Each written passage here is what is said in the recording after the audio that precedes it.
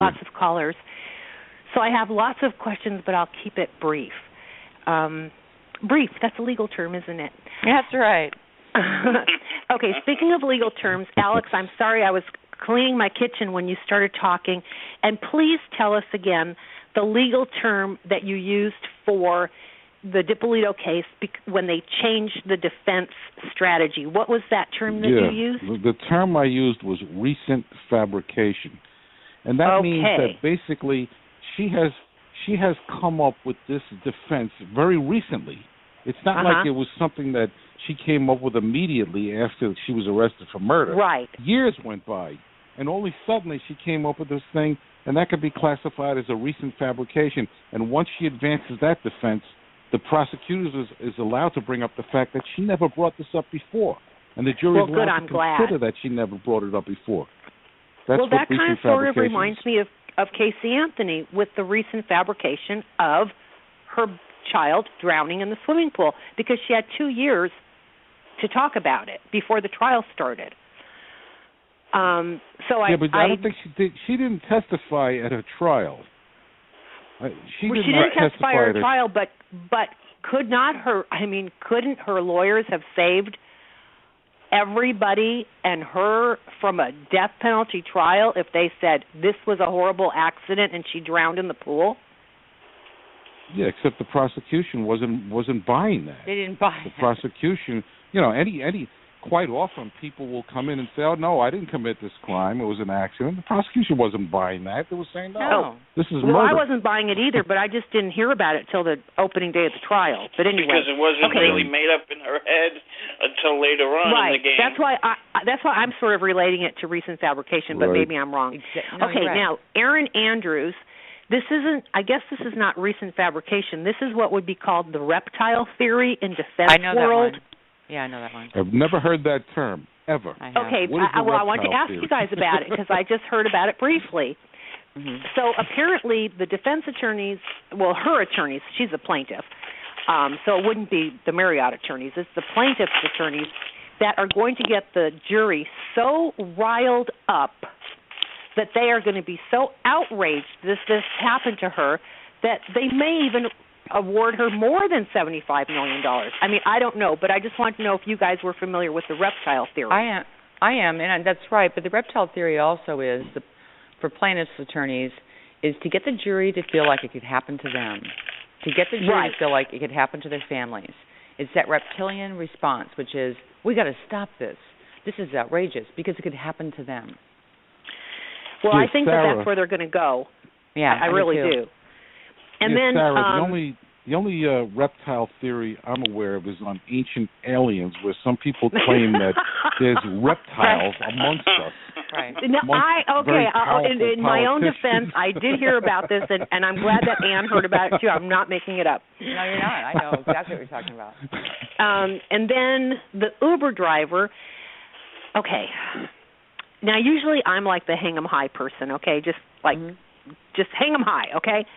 But so far we haven't really heard very much about this man. And I'm just wondering, because we were talking about brain damage and all these things that, mental illness. I mean, he needs a MRI or a CAT scan. I mean, I think if he's got anything, he's got to have a brain tumor to all of a sudden abruptly do this.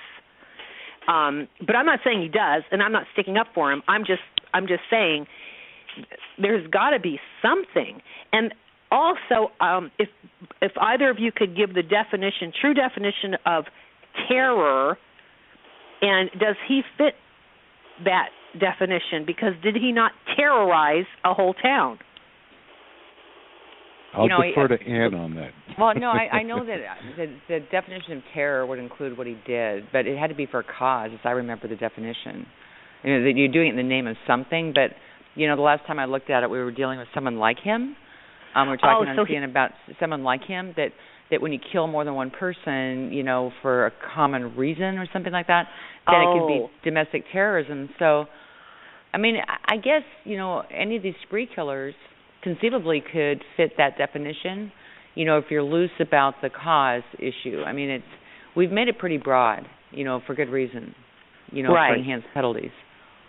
Imagine Ann let's say, and just to follow up what Sarah said, let's say his he was medically examined, and they found his brain had this, profound malignant growth in there. Sure. That sounds like it would be a defense, certainly. Right. But he was not acting of his own volition. That there was something very seriously biologically wrong with him that caused this behavior. So that could be a very legitimate defense, and it's probably going to be a defense if they obtain any type of medical evidence to support that. Sure. And I think that's true. And I think that the more we study the brain, the more we see, a connection between issues with brain damage, tumors, disease, etc., and criminality. Right. And then as far as what's that show called about O.J.? I'm behind on one episode. The People versus O.J. Simpson. Yeah, thank you. I agree. Cuba Gooding Jr. was not a good fit for this role. I don't think. Courtney Vance, very, very good for Johnny Cochran, and I'm not in love with the series. I'm watching it because I too want to see the little backstories, and I don't even know, how accurate are they. But it's interesting, and like I said, I'm an episode behind because I'm not dying to watch it. But I guess that's about it. But I say thank you to all three of you for giving me the opportunity to call in and ask my questions, and congratulations, Anne. Thank you. And hugs to your daughter, Alex. That was a horrible thing that your daughter went through. You're a super smart caller. Oh, thank you so much. I just love trials. I just, like Mary said, we love trials. What can I say? Civil, criminal, everything. I love them all. Me too. But anyway, you guys take care, and thank you very, very much. Thank you. Thanks for the call, Sarah. Appreciate it. Judd, I just want to tell you a little story. She says she loves trials. When I first started practicing law in the Bronx, there was these people I'd noticed that had come to court. They were trial watchers. And they would come every day and watch trials for years. Yeah, and I finally asked them, "What are you doing here?" And I said, "How long have you been doing this?" And they were coming since the 50s. And there was a famous woman there. Her name was Mabel Wayne. Been coming for 50 years watching trials. Yeah. And then one day, Mabel Wayne wasn't around anymore because somebody broke into her house, picked her up, and threw her through a window. Oh, and murdered her. Oh, my God. There's a street outside the courthouse called Mabel Wayne Way. Oh, the story. Yeah. Terrible. Let's go out to Memphis, Tennessee, and let's say hello to Wanda. Good evening, Wanda. You're on King Jordan Radio with Ann Bremner and Alex Sanchez. How are you? Hey, I'm good. How are y'all tonight? Hi, Wanda. Hi, Alex. Hi, Wanda. Hey, Ann. Hi. Hey, how are y'all? Hey, Great. King. How are you? Hello. I'm good. Sound excited? First, You sound excited. I have to tell Alex really quick, he's a very cool guy. He said he wasn't cool, and he is. He is. Oh, thank you. Finally, it's been recognized. I'm going to try to start from the beginning here real quick. On Dalia, and we talked a lot about mental illness tonight. I don't know if she was ever evaluated, but I'm not going to knock anybody getting a second chance on a trial, and I sure don't want to put down attorneys because they represent the people. And, I just want to say that about that. I know it's a crazy thing going on, but she deserves a second chance, Thank God she didn't kill him. Maybe she wouldn't have, but she does. Okay, now let's go on to the second was, Erin Andrews. Ann. Yes, Ann, I was about to say, I agree with you. She, Alex, you said you didn't know who she was. Well, before Dance with the Stars and before she got this lawsuit started about the guy looking in the window, all she did basically was, she was ESPN. She was in the locker room basically talking to the guy. So, and she really, I think a lot of this is publicity. to get herself further. It did, because, you know, she was on Dancing with the Stars and so, and it just seems like the more that she falls off the scale a little bit, this lawsuit comes back to life a little bit. Does that make sense? Sure. It's like there's no publicity. No publicity is. Right. I mean, it's fact. Yeah, it's bad because, you know, the fact is she's far more prominent now, and will be now. She's a household name, like Alex said. And another thing, you know, after the show's over, I'm going to have to look on the internet to see if I could track down that video, which is at the source of this trial. I don't think it's on there, Alex. I don't think it's there anymore. I don't think it's on there, but you can look. You can look, but at least you'll read about it, but it might not be worth your time. But anyway, the third one, oh my goodness, I was laughing. You guys are so right.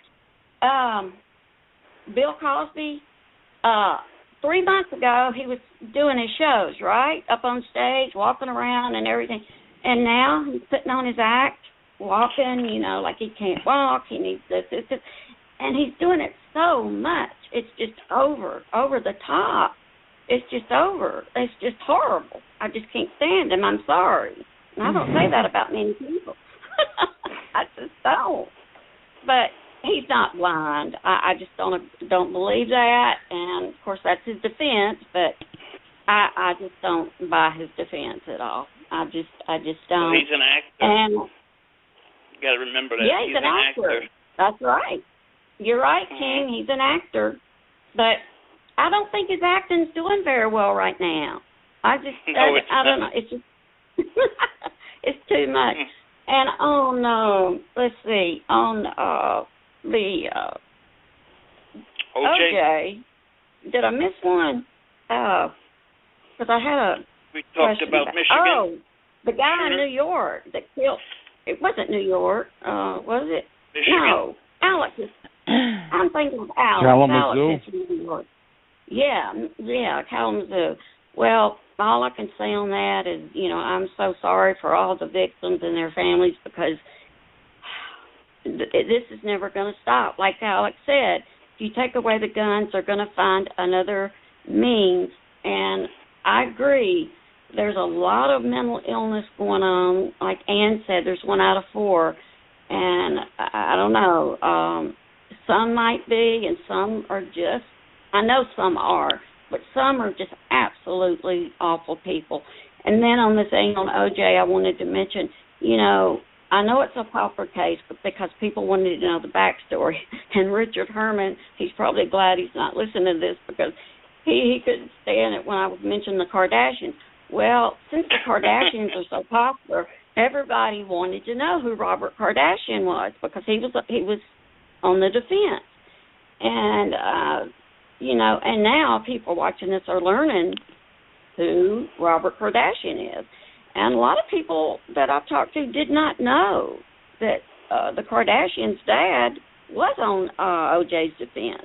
But so my good friend Sarah, she needs to join a law firm. She's so good. I'm not a lawyer. I'm just here to talk. So to y'all. But I've enjoyed y'all so much tonight. It's good talking to you again, Alex and Ann. I always love talking to y'all. Great to have King, you know I love Thank you. To pieces. So congratulations, Ann, and on your achievement. And y'all have a good night, okay? And I'll talk to y'all soon. Wonderful. Thank you. Thank you, Wanda. We appreciate you calling in. And we definitely appreciate Ann Bremner. Congratulations on your award. Thank you for coming aboard.